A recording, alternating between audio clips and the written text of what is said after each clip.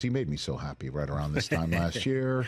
Now he's in the divisional round of the playoffs for the Washington Commanders, getting set to go back to the state of Michigan, where he brought a national championship last year. Mike Sainristil. How are you, Mike?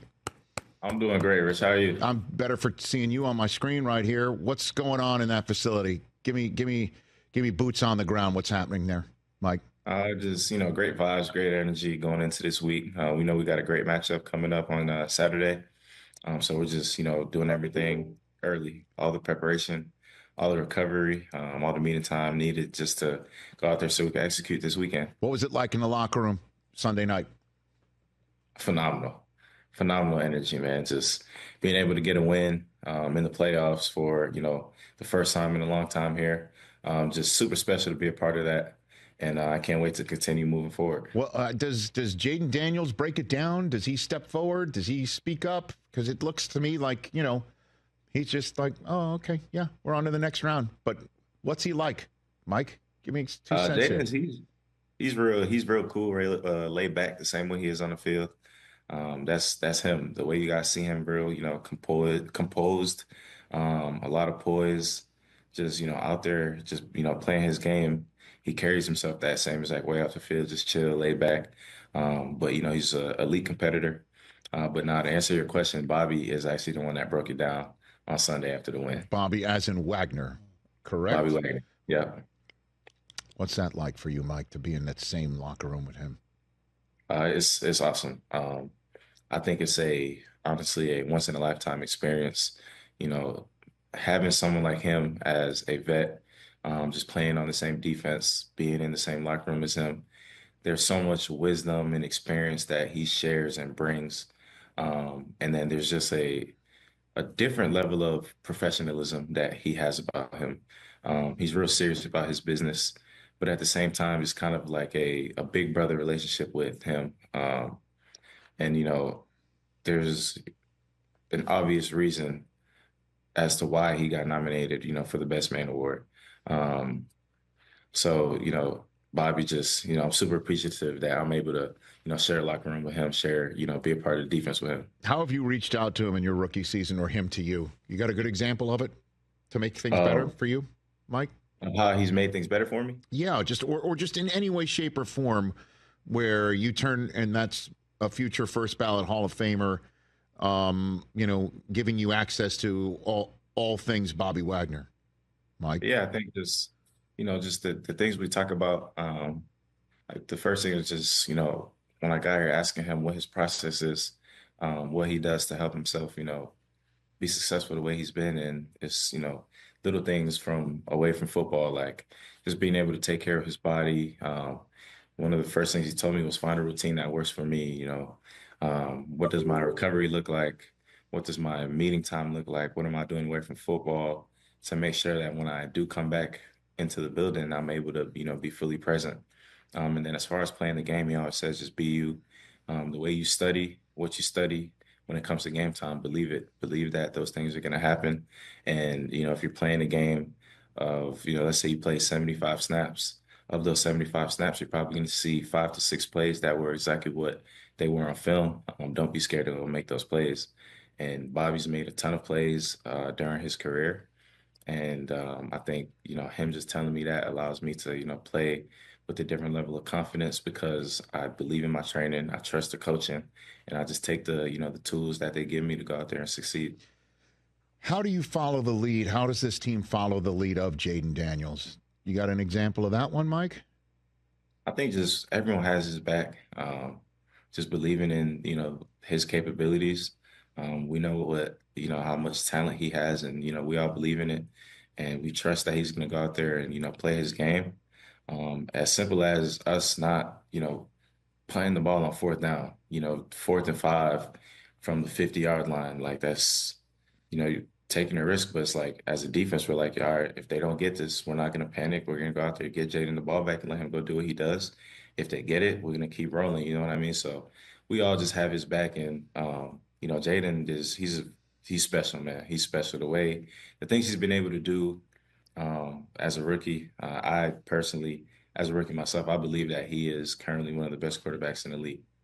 Mike Sainristil here on the Rich Eisen Show. And again, it's your first NFL rodeo but you have been on a championship team at the collegiate level. And, you know, I remember as Michigan was building the concept of why not us. That's what we were saying, you know, in the fan base. And I kind of get a similar feel with the Commanders. Why not you? Is that the sense that your guys are saying in the locker room, Mike? I'd say something along those lines because, you know, before things got rolling this season, a lot of doubt is what was out there in the world. You know what I mean? Um, and for us, it was just we don't care what nobody else says. The only people that matter are the ones in the building. Only voices that matter are the ones in the building. And just following DQ's model, you know, anybody, anywhere, anytime. And, you know, coach says, you know, we're going to roll with a deep crew and all we need is us. And I think it's as simple as that. What's it going to feel like to you to land at Wayne County Airport in the great state of Michigan later this week? It's going to feel great. You know, I'm coming back home, but this time coming as an enemy.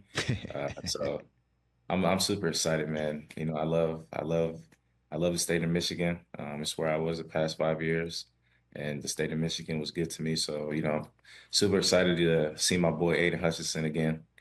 We actually talked the other day. So, but just being able to get back out there is going to be super fun, super cool. But, you know, we're going in there with the mindset of, you know, we want to win this game, and that's all it is. Not to turn you into an information individual, but how is Aiden? How's he doing? How'd you find him? He's doing great. He shot me a text. He said, win this game so I can see you next week. That's what he said before we played Tampa. But yeah, not me and we talk all the time. He's doing great. Spirits are real high.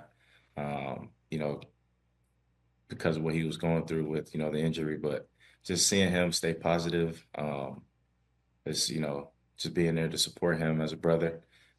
It's good to see that he's doing great. How much are you in contact with J.J. McCarthy, Mike?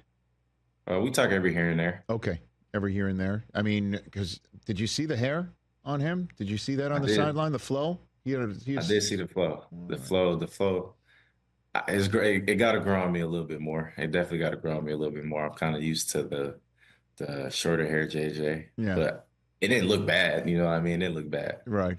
Mike Sainristil here on the Rich Eisen Show. Okay. I need your help, Mike. I need your guidance. I need your leadership. Okay. Yeah. I need your leadership. How should I watch the national championship game between Ohio State and Notre Dame on Monday night, Mike? What do I do? How do I handle it? What do I do here, Mike? The thing is, I'm still trying to figure out how I'm going to watch it. Because I can't root for either team. I think I'm watching this game with the eye of just a football guy. Okay. You know, I'm rooting for football. I just hope that it's a great game of football. Mm-hmm. I hope it goes down as a classic match in the history of football, history of NCAA. But I'm not rooting for either team. I understand that. But when it comes down to it, as you know, there will have to be a winner. It's going to be a game that has a result. And someone is going to be etched into the history books as the national champion after Michigan. Mm-hmm. If you had to choose, which one do you choose to be put into that book? I'm going to give you two scenarios. Okay. I'm going to give you this first scenario is the truth. Mm-hmm. I simply don't want it to be Ohio State. That's the first scenario. The second scenario is, let's say Ohio State does win. I think it will then boost the rivalry even more. Because for Michigan to win the national championship, then Ohio State follows up with a national championship. The rivalry the next year coming back to Ann Arbor, I think there will be a lot more juice, a lot more hype around the game. So that definitely would be a cool scenario for it to play out that way. Okay. So let me respond. First of all, I love how you couldn't even say Notre Dame. You couldn't even say the name of the school. They just know you don't want it to be Ohio State after Michigan winning the national championship. And to that I say +1, sir. +1. But in terms of you saying it would boost the rivalry, I agree. The rivalry could use a little bit of a boost, right? I mean, when one team wins 4 in a row, not much of a rivalry.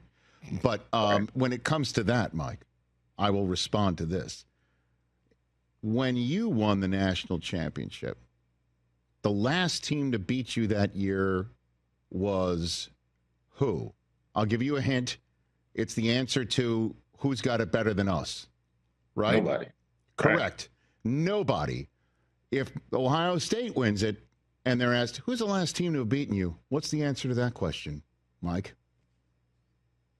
In their words, they'll say the team up north. Uh-huh. Well, it's not nobody. Words, right. That's somebody. That's Michigan. Yeah, you know what right. I mean? See, at least there's that. There's that.